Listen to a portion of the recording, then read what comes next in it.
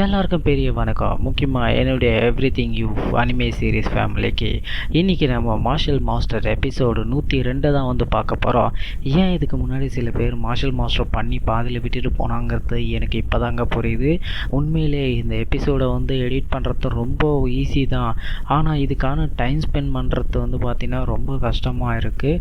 So ஏகப்பட்ட வேலைகளும் வந்துக்கிட்டே இருக்குது. அதனால தான் நிறைய பேர் வந்து இதை விட்டுட்டு போயிடுறாங்கன்னு நினைக்கிறேன். சரி வாங்க எபிசோடுக்குள்ளே போயிடலாம்.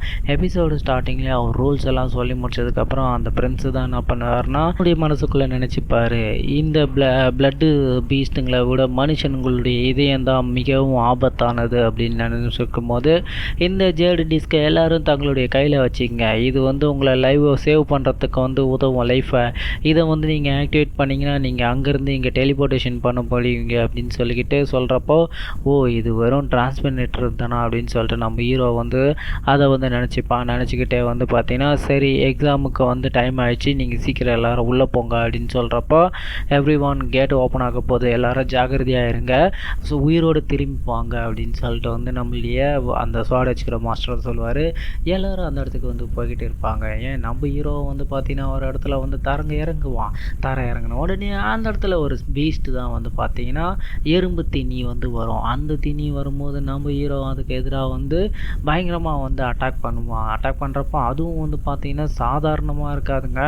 அதுவும் வந்து பயங்கரமாக நம்ம ஹீரோவை வந்து அட்டாக் பண்ணோம். நம்ம ஹீரோ கிட்டேருந்து தப்பிச்சு ஓடும்போது இன்டர்மீடியம் லெவல் அயன் கவ் போங்லைன், இது சாதாரண இது இல்லை அப்படின்னு சொல்லிட்டு நம்ம ஹீரோ அதை துரத்தையும் வந்து அட்டாக் பண்ணிக்கிட்டே வர போவான்.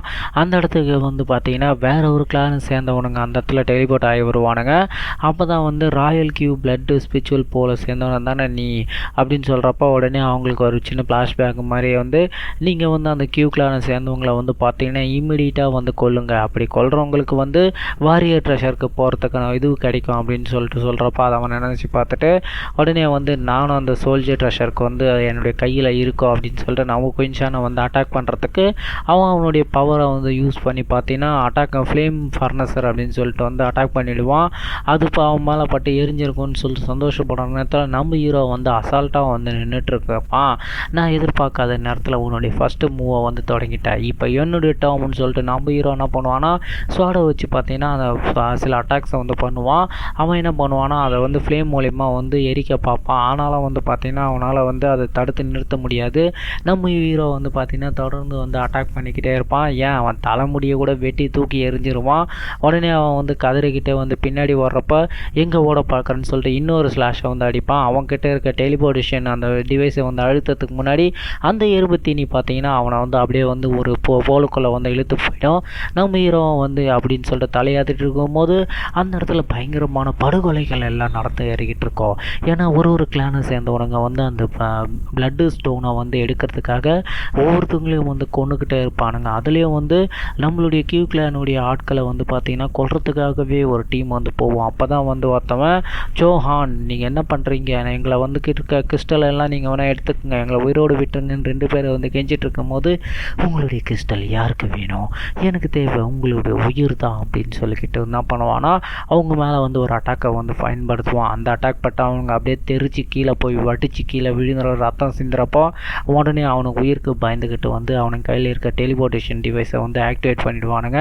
அந்த டிவைஸ் போனதுக்கப்புறம் நீங்கள் கொஞ்சம் தான் ஜஸ்ட் மிஸ்ஸில் வந்து தப்பிச்சிட்டிங்க. லக்கிலி இவங்களுடைய பிளட்டு வந்து மோந்து பார்க்குறப்போ இந்த கியூ கிளானில் இருக்க எல்லாரையும் கொல்லணும் போல் எனக்கு வெறி அதிகமாகுது அப்படின்னு அவன் வில்லத்தனமாக வந்து கியூ கிளான் ரேபிட் எங்கே இருக்கீங்க அப்படின்னு சொல்லிக்கிட்டு வந்து அவன் திரும்பி பார்ப்பான். அப்போ தான் வந்து நம்மளுடைய குயின் ஃபாங் இருக்கான்ல, அவன் என்ன பண்ணுவான்னா அவன் கையில் வந்து பார்த்தீங்கன்னா ஒரு எலியை வந்து வர வச்சு எப்படியாச்சுன்னா அந்த குயின்சான் இருக்கிற இடத்த கண்டுபிடி அப்படின்னு சொல்லிக்கிட்டு வந்து அதை ஃபாலோ பண்ணிக்கிட்டே வந்து போகிறப்போ, குயின்சான் இந்த டீமன் ஏஷியன் மவுண்டன் தாண்டா உன்னுடைய கல்லறை அப்படின்னு சொல்லிக்கிட்டு வந்து சிரிப்பான் வில்லத்தனமாக. அப்படியே அதை ஃபாலோ பண்ணிக்கிட்டே போவான். இதோடு வந்து இந்த எபிசோடை முடிக்கிறாங்க. வேறு ஒரு எபிசோடுடன் சந்திக்கிறேன். என்னுடைய எக்ஸ்பிளேஷன் பிடிச்சிருந்தா மறக்காமல் சப்ஸ்கிரைப் பண்ணுங்கள். Lots of love guys. Thank you for வாட்சிங்.